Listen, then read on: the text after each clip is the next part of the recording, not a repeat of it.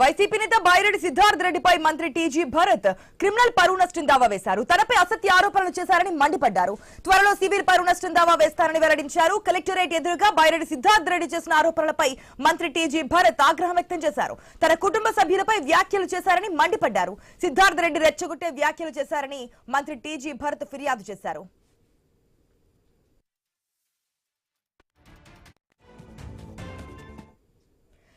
YCP నేత బైరెడ్డి సిద్ధార్థ్ రెడ్డిపై మంత్రి టీజీ భరత్ క్రిమినల్ పరువు నష్టం దావా వేశారు.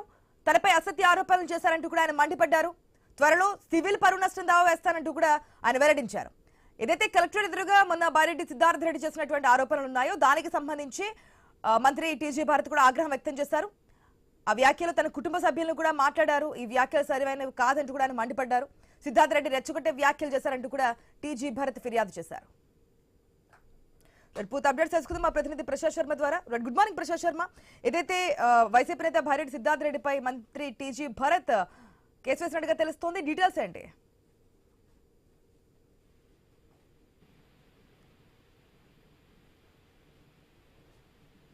ప్రశాంత్ శర్మ.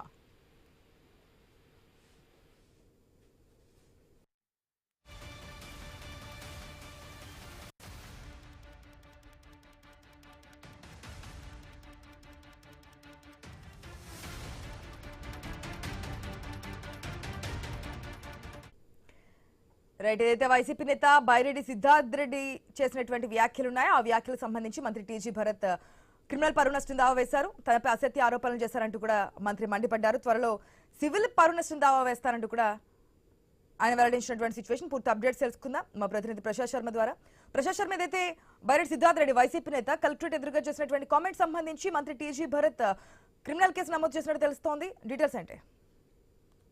Good morning. ఏదైతే ఏపీ వాణిజ్య శాఖ మంత్రి టీజీ భరత్ పై వైసీపీ యోజన విభాగం రాష్ట్ర వర్కింగ్ ప్రెసిడెంట్ బైరెడ్డి సిద్ధారెడ్డి మధ్య కర్నూలు జిల్లాలో తీవ్ర స్థాయిలో సవాళ్లు పరిశ్రవాలు జరుగుతున్నాయని చెప్పాలి.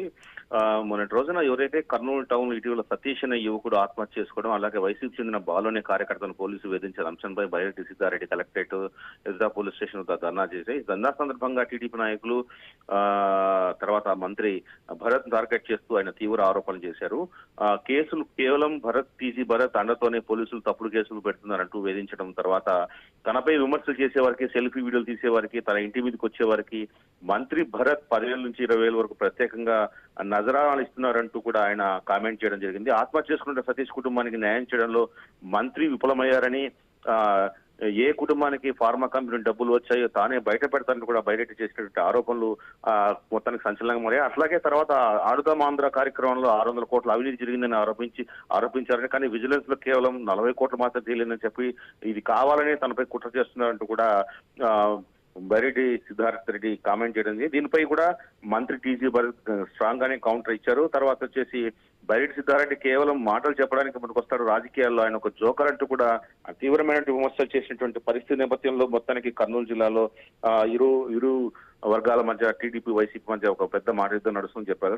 తన కుటుంబం పైన ఇప్పటి వరకు ఎలాంటి అవినీతి మరకలేవని మంత్రి చెప్తున్నారు. దీనికి నోటికి వచ్చినట్టు మాట్లాడితే ఊరుకునేదంటూ కూడా బైరెడ్డి సిద్ధార్థపై కోర్టులో క్రిమినల్ పౌర నష్టం దావా వేస్తానంటూ కూడా హెచ్చరించడం జరిగింది. గత 3 ఎన్నికల నుంచి తాము కష్టపడుతున్నామని, సొంత పార్టీలో ఉన్న సిద్ధార్థ రెడ్డికి టికెట్లు ఇవ్వలేదు, దమ్ముంటే వచ్చే ఎన్నికల్లో టికెట్ ఇచ్చి గెలుచు అని కూడా మంత్రి సవాల్ విసరడం జరిగింది. ఈ నేపథ్యంలో మళ్ళీ కూడా ఈ బైరెడ్డి సిద్ధార్థ రెడ్డి రీకౌంటర్ కూడా ఇవ్వడం జరిగింది. మొత్తానికి బైరెడ్డి సిద్ధార్థ రెడ్డి చేసినటువంటి ఆరోపణలపై మంత్రి గరంగా ఉన్నారు. దీనిపైన తాను పరువు నష్టం దావా వేస్తా, తర్వాత లీగల్ గా ముందుకు వెళ్తానికి కూడా స్పష్టం చేస్తున్న జరుగుతుంది. ఆశ. Right Prashant Sharma, thanks for the update.